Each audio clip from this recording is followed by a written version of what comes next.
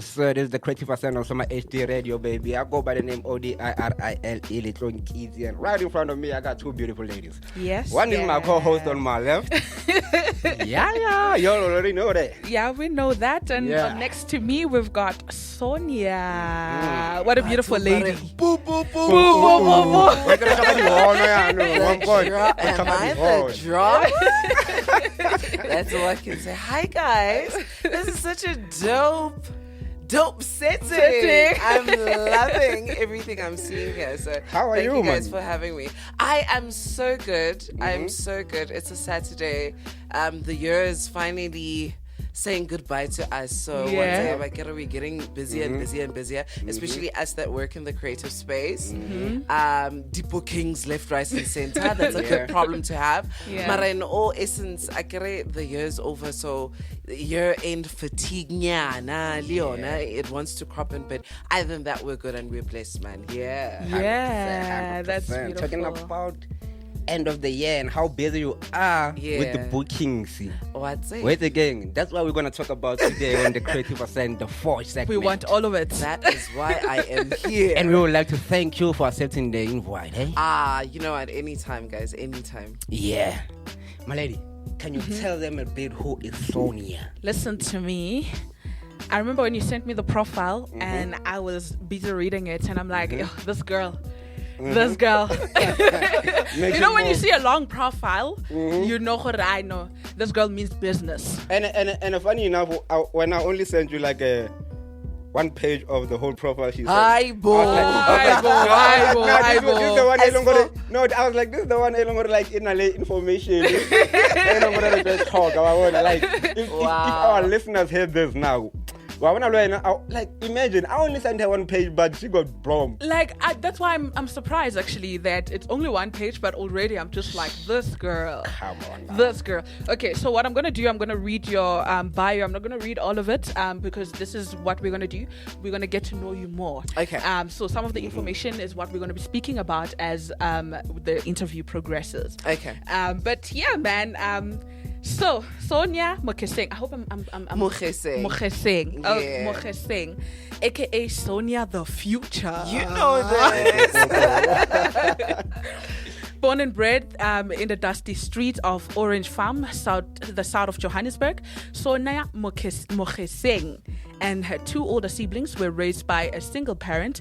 While other 12-year-olds were obsessing about Barbie dolls, she was nurturing herself in becoming one of the great people behind the mic. Her radio skills unfolded as she joined Theta FM, community radio station based in Orange Farm. So I could tell by the voice, girl. I'm from the Val. Girl. I'm from the Val.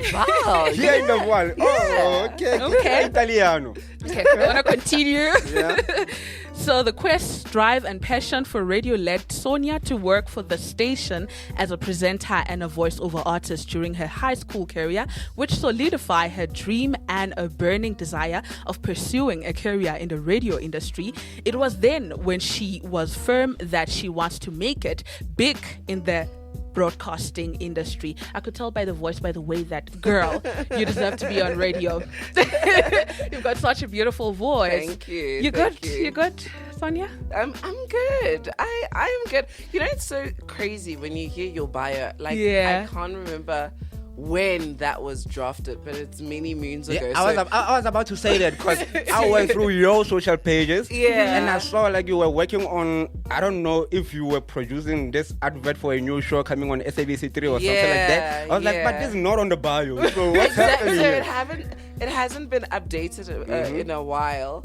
But it's just it's surreal to hear it back. Yeah, and I'm listening, I'm like, oh, this is me. This is where the journey started. So yeah, man, that's definitely who I am. Obviously, because I think you're finding it challenging to say my surname. You can call me Sonia the Future. Sonia the Future, it is. Just get that out the way, and also.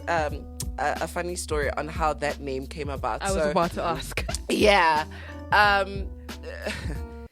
I got the name from DJ Spool, right? And what had happened is on his show, when he was still on Metro FM, he invited me to the show, and I got there only for him to say on air when I was in studio that I will be doing a new feature. So he was trying to find out if I have a social media presence on X. At the time it was Twitter, and I think my handle at the time was Sonia_DJ SA, and he was like, can you DJ? I'm like, no.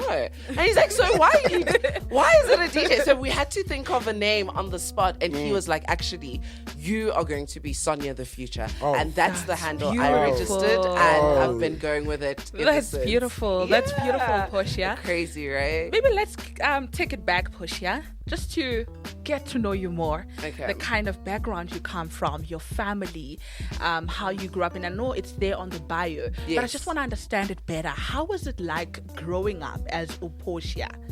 Sonia, you mean? Sonia. Okay. Sorry. So good. So obviously, I was brought up by my mom. I've got 2 older siblings, so I'm the last one, and grew up in Orange Farm. Did obviously my grade 1 till grade 7 in a school around, and then my grade 8 till 12 in another school. So that was basically just the foundation. How I got to speak, well, the way I speak, I don't know how, because I went to a completely black school, in a township school for that. Yeah, so I honestly just can't explain it. Like, it just came naturally. It's God, man. Yeah. It's God. Then as I was Sonia in school, the Future. God is Sonia. Do you understand? Like, the name didn't just come by mistake. It didn't. And then I discovered, so when I would talk, a lot of people would say, oh my gosh, your voice, you've got such a great voice. Are you on radio? And I was like, no. And then a lot of people kept saying the same thing. Then there was a community radio station in my hood called Tete FM. Went for auditions. I'm just from school, like, I don't know anything about radio, but I keep hearing people say, you sound amazing, you deserve to be on radio. Went for auditions, that didn't go quite well, and then bumped into somebody that worked for the station at a later stage, and they were like, okay, so we're gonna do jingles. I'm like, yeah, we're gonna do jingles. I didn't even know what jingles were at the time. And they kind of explained it. I'm like, oh, okay, that's so cool. Then went, recorded, then I became the station's voice. And every time we would be listening at Tete FM at my house, obviously all the jingles would play, and then, and it just sounded so amazing. So that's where I fell in love with, like, radio and just what it can do and the doors it can open. And that was when I was in high school. So Was me? Oh, you wanted to ask something? No, you can continue. Okay, because now how I got to know you, I was actually looking for DJ Spool, and I wanted to book him for my event. I'm talking like I'm cringing, like, because that's another hat I wear, and not a lot of people like me. But I need to work as a buffer, obviously, because I get tons and tons of inquiries. I get tons and tons of calls. But what's a buffer for those who don't know? Like somebody that is in between. So I'm the person in the middle between you getting access to Spool. Okay. So I need to sift out what are the most urgent inquiries from the least urgent inquiries. Because if you can imagine, if everyone had access to him, he would probably never get anything done in a day. So it's my responsibility to bring the most important things to him, and then the least important ones, I'm just like, my brother, let's try again next year. You know. So you are the manager, the artist. Yes. Beautiful. Yes. So So a buffer, we can say a buffer is the money. Well, if you want basically, it's a whole one. You can say that. You can say that, because I sift out, as I said, the characters that are really serious to the characters that are actually just taking chances and just want to waste a person's time. Nice one. And Sonia, when did you realize that you've got the passion for also managing the artist? Was DJ Spool the first artist that you've ever managed? Yes. And my only artist. I don't do up and coming either. What? Yeah. Okay. I guess so. Not even open for one. No. I get quite a number of inquiries of people saying, "Oh, I'm an up and coming artist. I don't have the bandwidth." To do it. And I think the only reason why I work with Spool, because we family. I mean, he's my brother, and also just coming from a creative background where he's he knows the business of the industry in a sense, and I was passionate about radio, and he could give me a glimpse at that. I mean, I jumped from community radio to commercial radio when I did my Metro FM stint there, which was a feature that I had. So do you understand it's almost like I didn't go gradually. I just went from community to boom, commercial station. So that's pretty much it. I've got a very strong personality, and I'm a very organized person. So I think managing someone at that caliber, where they are a big brand in the country and they make part of South Africa's youth culture, like he's part of the culture. If you think of people that have pioneered a lot of things, it's him. And it's absolutely a privilege, and to just be trusted with that responsibility, I guess it's reassuring to myself as well that I'm capable to like put my foot down. But I know with DJ Boo is your only artist name. Yes. But what has been like your challenge, the main challenge for you as a manager? Like what is the challenge that managers faces between them and artists? Artists are rogue. Artists go rogue. Do you know how hard this job is? No. Hey, you guys, this is a tough job. This is absolutely a tough job. Just managing a person. Do you understand? And also, he's older than me. And yet he needs to hear and understand my leadership. If I tell him that he needs to be at a specific place at a specific time, you need to understand that it's coming from a place of, one, professionalism. Two, we've got a client to please. Do you get what I'm saying? Yeah. We're building a business, it's a brand. We're running a business, basically. So it's hard. Sometimes, like, my phone has died, and it's innocent. It's an innocent thing, because I lost my charger last night. But if his phone dies and he's on a way to, do you get what I'm saying? Yeah, I know. It's hard, because then the promoter or whoever is calling me to find out where is he. And I can't say I don't know.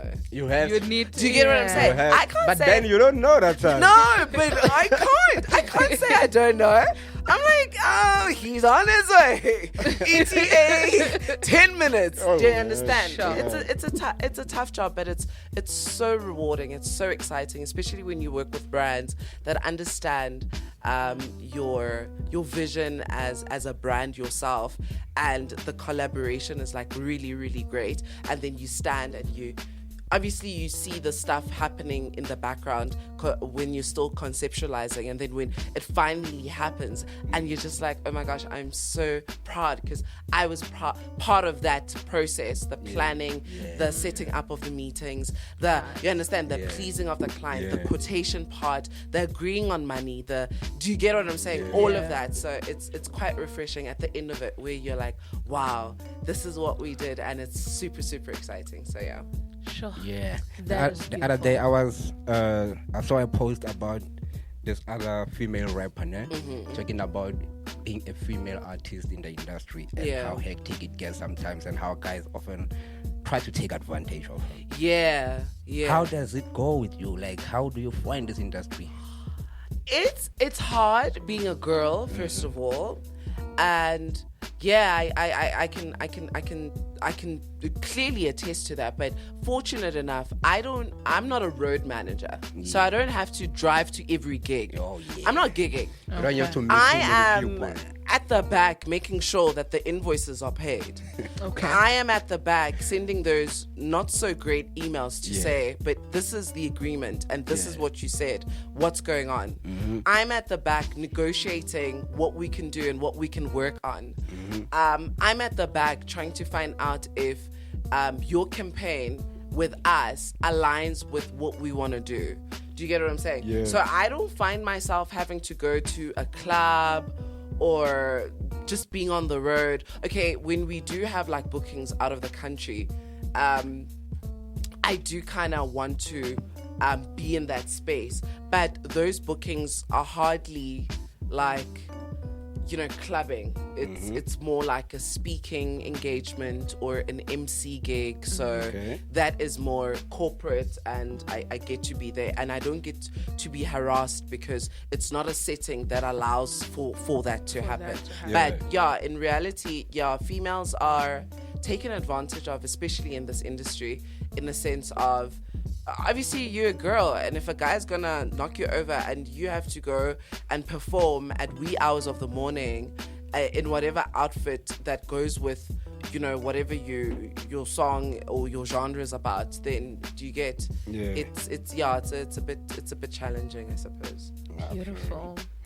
And trust me, I have so much respect for the people that are behind their actual brand. Behind the scenes. Scenes. No, yes. I'm hardly like, I meet a lot of people. Like yesterday we did a live recording of the podcast of the Hustlers Corner. Actually just down the road. I made reservation for that and I couldn't make it, eh? Is it? You see, I'm mad at you because you reserved and you got a space and then somebody couldn't attend. No, but I did send a message. I did send an email. Oh, I see. So the event was oversubscribed. In essence, we had like 400 people that had RSVP'd, but we could only take 100. Yeah. Literally, we could only take 100, and it was absolutely amazing. Absolutely amazing. Like the atmosphere, and just to see young people that are hungry, and that have potential, and that are running their own businesses, and just being in a room of like-minded people was absolutely amazing. So yeah. Sweet. Just like that, we already started the forge, man. Imagine. Justin, already in it. So, my lady, if you had to tell our listeners, now, what does it take for an artist to actually develop a strong brand identity like DJ's book? Discipline and consistency. Discipline and consistency. Discipline and consistency. Sbu built More Fire from the ground up, just being consistent and using his phone every single day. Yeah. He did not care if you thought he was crazy. Do you get what I'm saying? Yeah. Even if you thought he was crazy, he would even go to the lengths of selling on the streets. Amati Sabato. Trying to put, do you get what I'm saying? So I would say, if you're disciplined and if you are consistent, don't do it 1, 2, 3 times and just hope for the best. You're going to have a viral video and it's going to go viral. It doesn't happen like that. You need to be consistent enough. And also, if you're building a platform, a YouTube platform, whatever platform it is, don't think it's a situation overnight success, because in essence it doesn't work like that. You need to be consistent and you need to be disciplined. You really do need to, or in essence it all pays off in the end, as long as you're consistent, because people and your peers will offer you things that look good now, but they may tarnish and harm your brand in future. Right. So that's also what you need to be cognizant of. But then how do you know who to go with and who not to go with? I mean, we know what's right from wrong, right? If somebody is giving you, do you get what I'm saying? We know what's right from wrong. Note, you can't have a drink and then go behind the wheel. You know that's wrong. True. Do you understand? So common sense also needs to play a thing in all of this, to say, this is where I want to see myself. Therefore, I can't be writing stupid things on social media because I'm trying for this company to see me.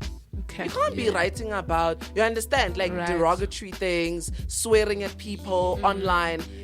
That comes back to haunt you. So it's just a matter of being level-headed and just knowing what's right from wrong, and being consistent and being disciplined, so that when you do pop, And when they do look back, because social media doesn't forget. Yep. It doesn't. When they do look and dig up stuff about you, they'll find something. there's nothing. There's like, you understand? Because you're always preparing yourself for this bigger journey or this thing that you realize and you knew you had potential to be and achieve. Sure. So, And that comes from a social media specialist, eh? Exactly. So do you also handle the social media, his social media? No.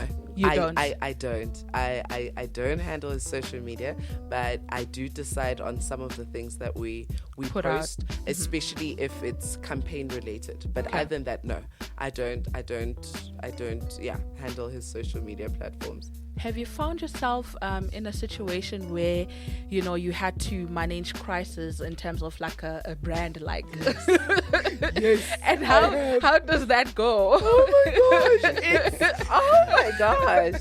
Oh my word. So I suppose when you are a artist manager, crisis management is one of the things that you should mentally prepare yourself, because not only are you dealing with a brand, you're also there's money involved, there's expectations involved, there's contracts, legal documents involved. So of course, so I was giving you an example of the phone situation. So imagine this, right? And I've had this I've had this happen to me, and I just had to be like very prompt in what I would say. So a client booked us, and he was an MC at the gig. Okay. Remember, when you're an MC, the gig cannot start without you. Right. Yes. Right? Yes. Then his phone, on his way there, his phone died. Oh. So I couldn't get hold of him, and he couldn't communicate to me that he's stuck in traffic. Oh. Right? Now client is blowing up my phone to say where. Everyone is waiting. Like nothing can start. Sure. MC Nothing at the venue. exactly. So that's where crisis management would have to come in to say, okay guys, can we either play a song? Can we either get some entertainment nyana, someone on stage crack some jokes nyana, while we try and see how much time we'll need until the person rocks up and arrives. So that's pretty much the times that I've managed to obviously just contain the situation and just make sure that everything obviously just goes accordingly. But those are the things sometimes you can't foresee. It's also like missing a flight. Like, do you understand? Right. And client is waiting for you in a different province, and it's almost like your crisis management hat needs to come up, because wow, do you get what I'm saying? Yeah. So it's stuff like that, but we always find ways around it, and that's why our clients are so happy, and they come back to book us again, because we are such great professionals. Yeah. Sweet.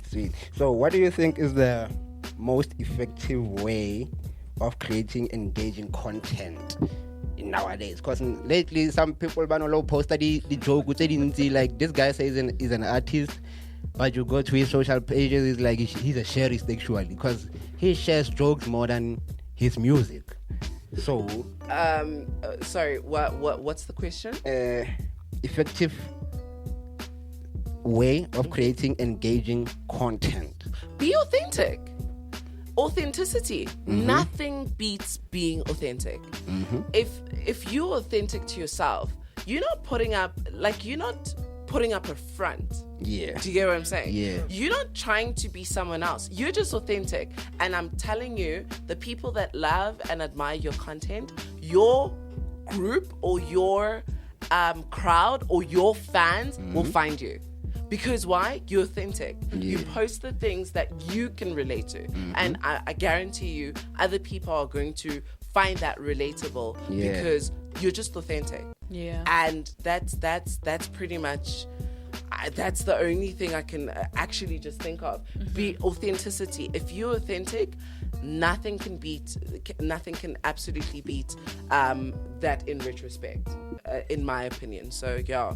And then your crowd, man, your fans, your people will find you. They will find you. Yeah. There's a lady on social media, Onezwa. I don't know if you've seen her content. She makes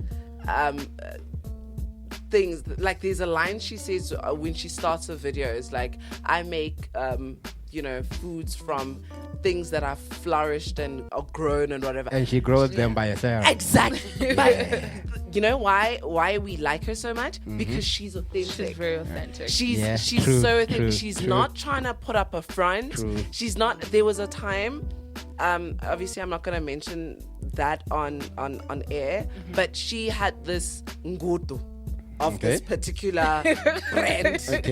And she was just downing it. Do you understand? Do you understand how authentic you must be to have a good and just be like, guys, it's going down. So that's why we love Onezo so much, because she's absolutely authentic. She's true to her brand, and she makes just like, you eat her food with just seeing it on the screen, you're like, yo, this must be so yum. So okay. I know you said that you only manage DJ Spoo and you're not looking to manage other artists. I don't have the bandwidth. I honestly don't have the bandwidth, because I also do, other than managing Spoo, I also do stuff. I'm a mom. I'm somebody's partner.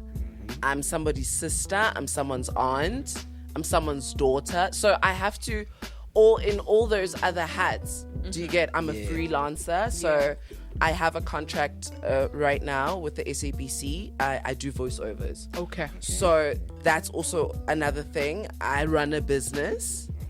So I get you. Which business is that? I get you. I run a management and consulting business. Management and consulting. Yes. business. And you have a team or are you running that alone? Yes. Okay. I have a team that I work with. We do PR for some artists that if you need PR, we do quite a number of things. We worked on a very big project just this year where we shot a 13-part series for a brand called Jigizinto, which was a show that was aired on SABC 1. If you haven't watched the show, what I could say is it's Soul Buddies Yama 2000, basically, if you haven't watched it. And it just basically, portrayed young people today in this day and age. And we just shot a podcast that spoke to the issues that young people face in this day and age. So my company did that. And then, so do you get, it's not that, I just manage DJ School. No, I do other things. And those things also just, require for me to be present and be available and be, So that's why I say I don't do up and coming artists. It's not a bad. Do you get what I'm saying? I don't mean it maliciously. I'm just saying, like, I honestly just don't have the bandwidth because I'm busy with all these other things that I'm doing. Yeah. Sure. What do you think is the challenge for these youngins coming up nowadays? Oh, hey, overnight fame is a problem. It goes to your head. And then we're not a superstar. Do you get what I'm saying? Then that becomes the challenge, because if you're gonna do one song and it's a hit, and then you don't give us another hit, and Rona, we're a generation, or this generation is a generation of instant gratification, right? We want things instantly. If your song is not my piano, we don't like you so much. You understand? If you make it great, we are happy for you. But majority of the time, what we're listening to right now is the pianos. Do you get what I'm saying? Yeah. So, hey, just, Baba, try for it to not go to your head. And also just pricing, guys. We are a market that is in South Africa. We are governed by, Cupcake's rules and regulations. To get Cyril's economy is not so accommodating, if I should say it that way. Yeah. You cannot think that you can charge R1 million. Like, Almaporisa, Joe. Do you get what I'm saying? I like the fact that you mentioned that part. Wait again. Do you get what I'm saying? Because these guys think, kinali my guy. Do you get? Wait again. Oh, I understand that. Yeah. So I think the sooner we can accept that, that obviously there's people that have paved the way for us, but you cannot be charging like exorbitant monies. Obviously you can, but like no way to draw the line. When do you think? Because for Nane, this is what's happening to me as an event promoter and an organizer. I'm trying to book these guys. Konje, you did say that. I got book and then it just happened. Let's not go there. Let's not go there. We on air. So, hey,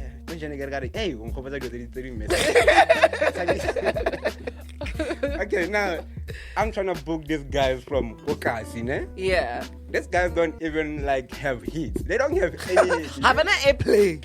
How an airplay? Oh, I understand. No airplay. Yeah. No, no newspaper article, nothing, ne? Wow. And now he just feels horrible.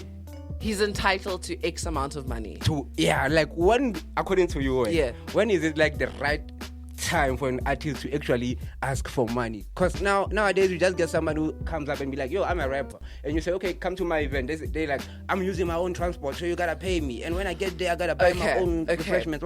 Okay, so you're talking from a promoter point of view, right? And I have an issue with promoters trying to pay us, as artists. Let's talk about it. With a libagetela something, right? You're not trying to give me money, but obatlompatalaka exposure. I have a problem with that, right? Especially for promoters that will take advantage of artists that live far. The guy is being honest. Hare, I get petrol. You expect me to come to your event. I don't have petrol and I don't have money. Do you understand? When on your side as a promoter, you're saying Marakufa exposure. Who said I want exposure?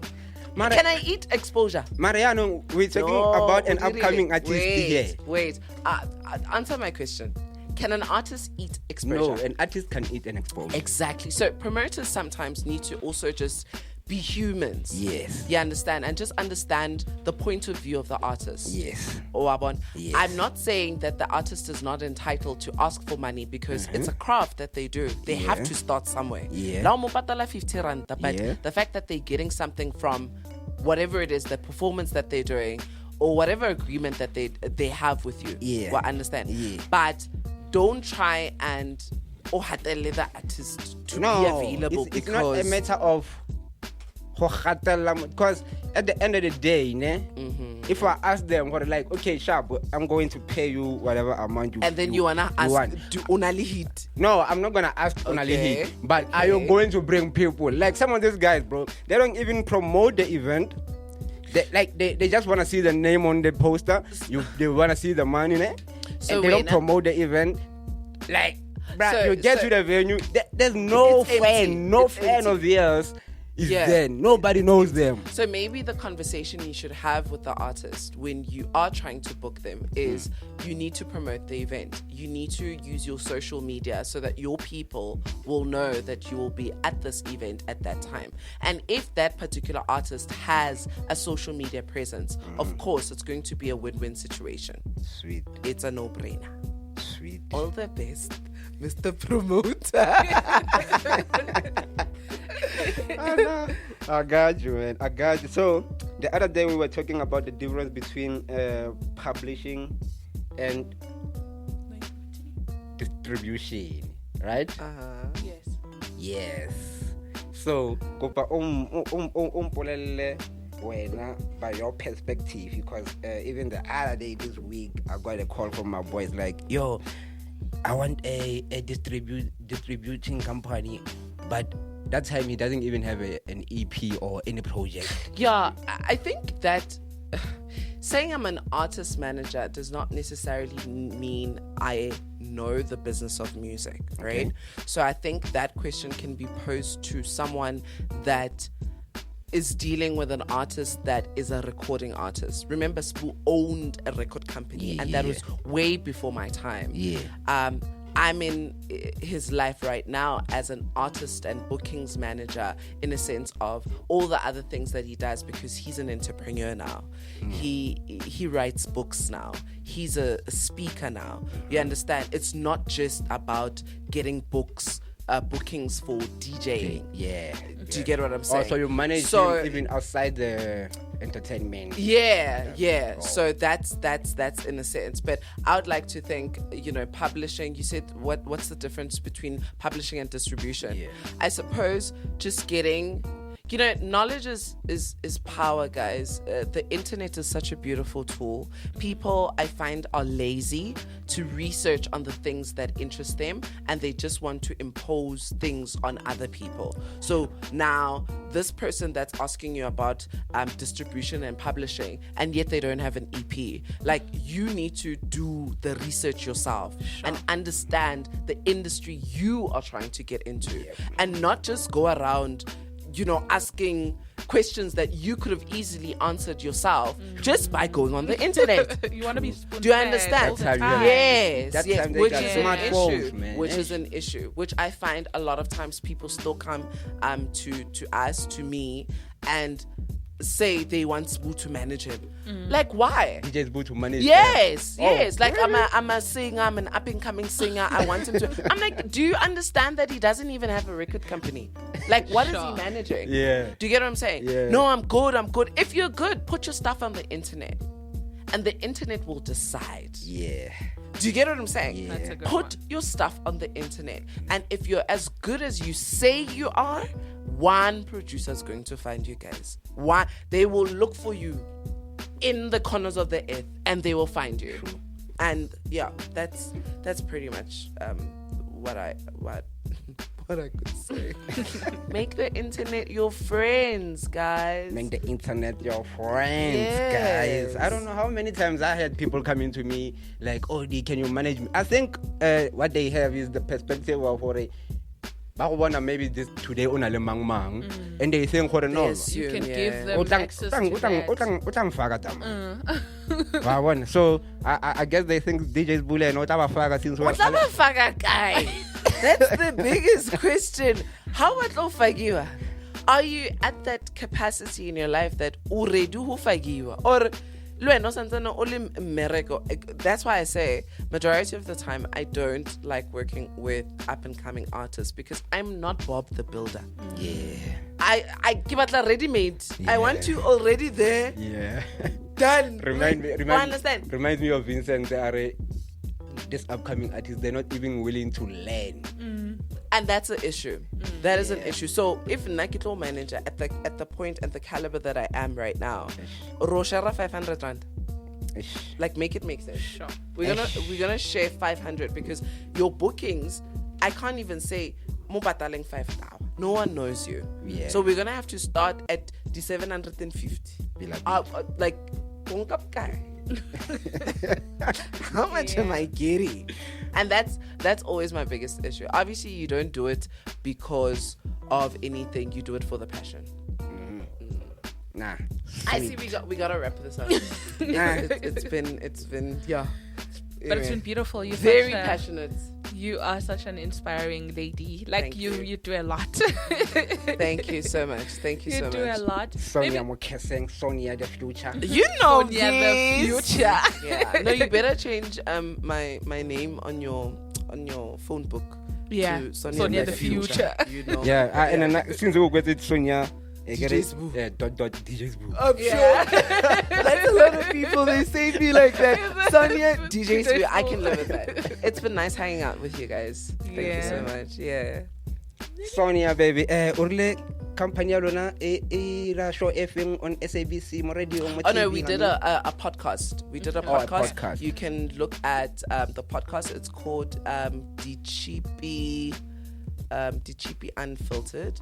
Yes, search D.i.r.i.l.e Unfiltered. The name of the show that was aired on SABC One was called D.i.r.i.l.e, and it was by a company called Chikizinto. So yeah, the podcast is D.i.r.i.l.e, as in like Chipi Yako Pitori. Okay. D.i.r.i.l.e Unfiltered, and we redid all those 13 episodes. So yeah, if you are keen, you can go and take a watch there and just see how young people's mindsets in today's South Africa are positioned and just what they want to achieve. You know, like the sky's the limit, and it was an exciting project because it speaks to young people, and I am still a young person myself, so very much relatable. One of the greatest projects that I've worked off, to date. So yeah, pretty much exciting stuff. Street, Sonia the future. Chikizinto, that's the company. That's your company. No. My company is a consulting and management company. Management company. They do PR, baby. So once you get your money right, nigga, hit it out. Make sure you have the money. Yeah, come on now. Ching ching. The ching ching speaks. Yes, man. Any last words to our listeners, my lady? Like, the sky's the limit, guys. We're young people. We're all trying to make it. The hustle's real. Just, respect yourself, respect your elders, respect God, and everything that you want is literally within reach. So I don't know what belief systems other people believe in, but I strongly believe in God, and I use prayer as a thing that I use to manifest the things that I want out of life. So all I could say is just respect your elders, respect God, respect your parents, and just put respect on whatever it is that you want to do, so that the next person can see that you are a respectful person, and they can work with you. And embarrass them in public if they give you a chance. So always have that spirit of gratitude and respect. I can't say it enough. Like, respect, guys. Respect is such a big thing, especially in this industry, because it's such a small industry. Everyone knows everyone. You disrespect one person thinking you're not gonna ever use them or need them, and then 5 years down the line, that same person that you disrespected is the person that can open your door to your breakthrough. So yeah. Nice one. Sonia the future, you can check her out on all social media pages. Yep. Sonia That's the future. True. Yep. Your company on more social media again? And that's the way. Consulting and management. Unane number yak. Consulting and management. Refer them. I know. Get all caught. Let me get my money right first. Let me get my money right. We out, baby. This is the Kreatives Ascent on Summer HD Radio. I told y'all. Hope y'all took some notes. Sonia the future stepping out. We're still here until 5. Our second guest is in the building, baby. This is how we do it. You know how we do Kreatives Ascent. Always ascending, forging the brighter future together. Yeah. You good, my lady? I'm good. I love the show, man. I must say, every day we learn. Yeah. And that's the beauty of this show, where we have the expert coming in here and to give us, the knowledge that we need. And our lady here spoke about, doing your research. Yep. And as much as we have them here, we need to also do our part. Yeah. So yeah, man. Nice one.